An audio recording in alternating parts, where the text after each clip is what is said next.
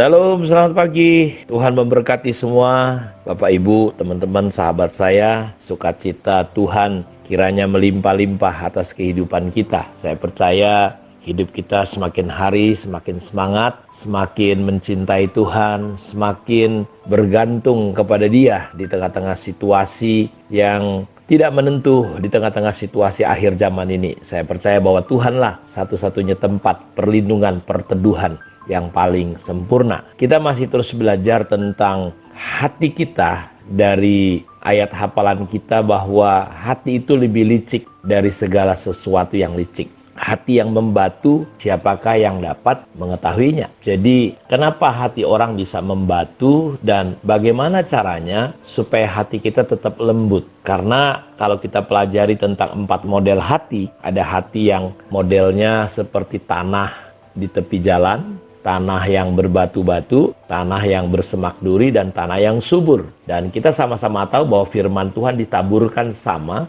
tetapi firman Tuhan tidak membawa dampak hasil apapun. Contoh yang di tepi jalan itu langsung dimakan oleh burung. Yang di batu-batu dia tumbuh, tetapi ketika matahari datang dia tidak bisa bertahan. Lalu dia cuma sebentar aja lalu layu. Lalu ada yang dihimpit oleh semak duri, kecintaan akan dunia ini. Sehingga firman Tuhan yang luar biasa tidak punya dampak apapun. Nah, berbeda dengan tanah yang subur. Ketika benih itu sampai dan pengertiannya, Yesus katakan bahwa orang yang mendengar firman dan mengerti. Jadi untuk kita bisa mengerti, memahami firman sehingga firman itu berbuah 30, 60, 100. Ada dampak, ada perubahan dalam hidup kita. Karena buah bukan cerita pelayanan, tapi cerita hidup kita. Hidup yang semakin serupa Kristus. Kita boleh saja pelayanan, punya jabatan banyak, atribut-atribut banyak, tetapi apakah hidup kita semakin berubah seperti Kristus? Karena itu, ketika kita memiliki hati yang lemah lembut, murni, kita akan gampang memahami Tuhan. Dan kita akan mudah untuk mempraktekkan firman Tuhan dalam kehidupan kita. Karena itu kita ingin coba belajar bagaimana kita bisa memiliki hati yang lembut. Dan kenapa hati orang menjadi keras? Kita akan lihat dulu yang pertama di dalam 1 Timotius 1 ayat 18-20.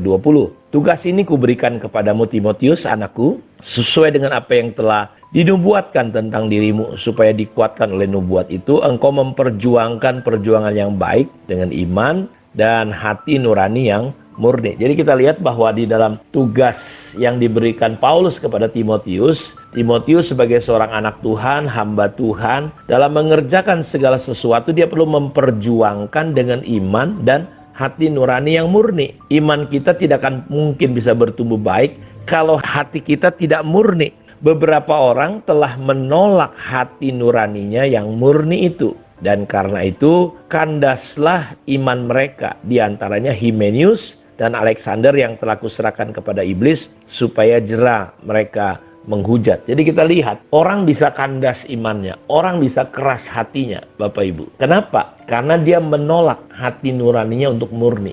Dia menolak untuk taat ketika mendengar suara Tuhan. Contoh misalnya saudara sedang punya persoalan, saudara mendengar ada ajaran Tuhan, ampuni dia. Lalu saudara menolak untuk mengampuni orang itu dan pikiran kita berargumen. Dia udah begini. Lalu saudara tidak bertindak, taat.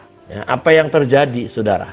Maka lama-lama hati nurani kita itu menjadi tumpul. Dan itulah awal pintu di mana kita bisa kandas iman kita. Orang yang murtad itu tidak langsung murtad. Tetapi dimulai sedikit demi sedikit kita menolak hati nurani kita murni. Karena itu jagalah hati kita. Paulus berkata, dengan apa seorang muda mempertahankan hidupnya bersih? Kutaruh firman-Mu dalam hatiku supaya aku jangan berdosa kepadamu. Jadi seorang muda dengan apa bisa mempertahankan hatinya bersih, murni? Kecuali menjaganya sesuai dengan firman Tuhan. Jadi nggak ada jalan lain.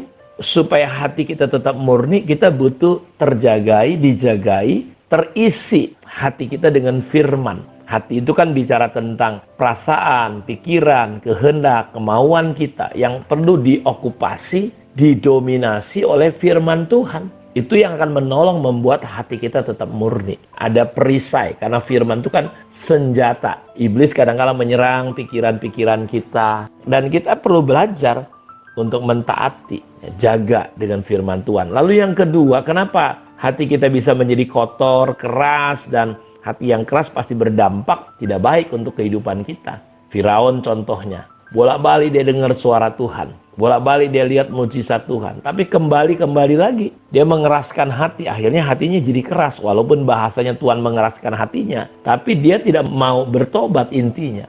Nah, kita lihat di ayat yang lain dalam kitab Ibrani. Yang kedua adalah kenapa hati orang bisa jadi keras, menolak suara Tuhan, melawan. Dalam Ibrani pasal 3 ayat 7 dan 8, ayat 12 dan 13, ayat 15, 16, dan ayat 19 dampaknya. Di ayat 19, demikianlah kita lihat mereka tidak masuk katanya ke Kanaan. Siapa yang Tuhan murkai? Orang Israel, umatnya. Demikianlah kita lihat bahwa mereka tidak dapat masuk oleh karena ketidakpercayaan mereka. Jadi kandas iman mereka. Muncul kekerasan hati sampai mereka tidak percaya. Kenapa mereka melihat banyak mukjizat tapi tidak percaya? Itu dimulai dari ayat yang ke-7 dan 8. Sebab itu seperti yang dikatakan Roh Kudus pada hari ini, jika kamu mendengar suaranya, jangan keraskan hatimu seperti dalam kegeraman pada waktu pencobaan di padang gurun. Waspadalah hai saudara-saudara, supaya di antara kamu jangan terdapat seorang yang hatinya jahat dan yang tidak percaya oleh karena ia murtad dari Allah yang hidup. Jadi kita lihat hati yang keras, hati yang murtad itu lahir hanya karena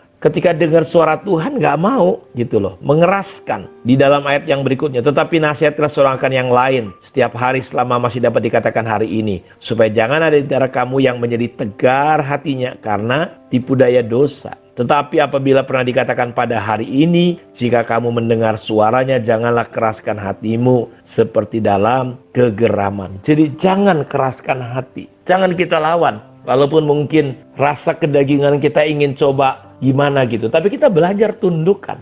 Makanya orang yang hidup dari daging memikirkan hal-hal yang dari daging.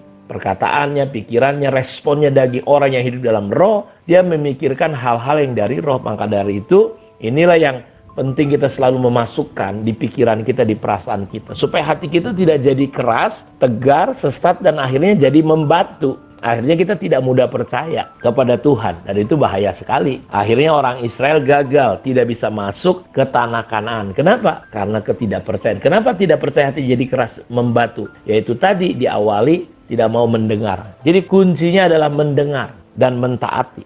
Makanya di dalam Ulangan 28 ayat 1 dan seterusnya, jika engkau baik-baik mendengarkan suara Tuhan Allahmu, maka Allah akan mengangkat engkau tinggi-tinggi dan memberkati engkau. Ingatlah dalam segala perjalanan yang engkau lakukan. Dalam Ulangan pasal 8 ayat 1, 2, 3.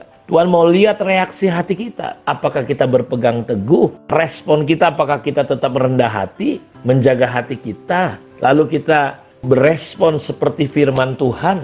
Nah, ini penting. Sebenarnya hidup kita ini sederhana sekali ya. Kenapa hidup kita terus banyak konflik, banyak masalah, banyak persoalan. Kita nggak peka dengar suara Tuhan. Kita nggak diberkati mungkin saudara-saudaraku. Walaupun berkat bukanlah sebuah ukuran, tapi kalau saudara bisa jaga hati, hati saudara lembut, engkau hidup dalam ketaatan kepada Tuhan, saya percaya hidupmu pasti akan berubah. Kerohanian kita pasti akan berubah, nggak akan pernah sama lagi. Karena itu saya berdoa, mari jangan biarkan hati kita licik dan sampai jatuh kepada hati yang membatu. Biarlah hati kita tetap lemah lembut, hati kita tetap murni di hadapan Tuhan. Sehingga kita menjadi orang yang bahagia, karena kita bisa melihat Tuhan. Kita bisa melihat aliran-aliran air surgawi.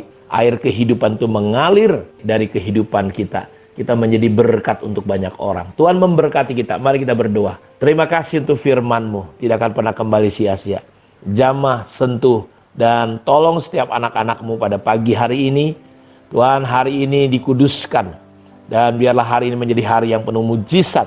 Karena Tuhan selalu bersama dengan kami. Lembutkan hati kami yang keras, yang sudah sempat membatu. Ampuni dosa, kesalahan, pemberontakan, perlawanan kami kepada Engkau Tuhan. Biar kami menjadi anak-anak Tuhan yang taat di hadapan-Mu. Terima kasih, diberkatilah semua umat-Mu pada saat ini.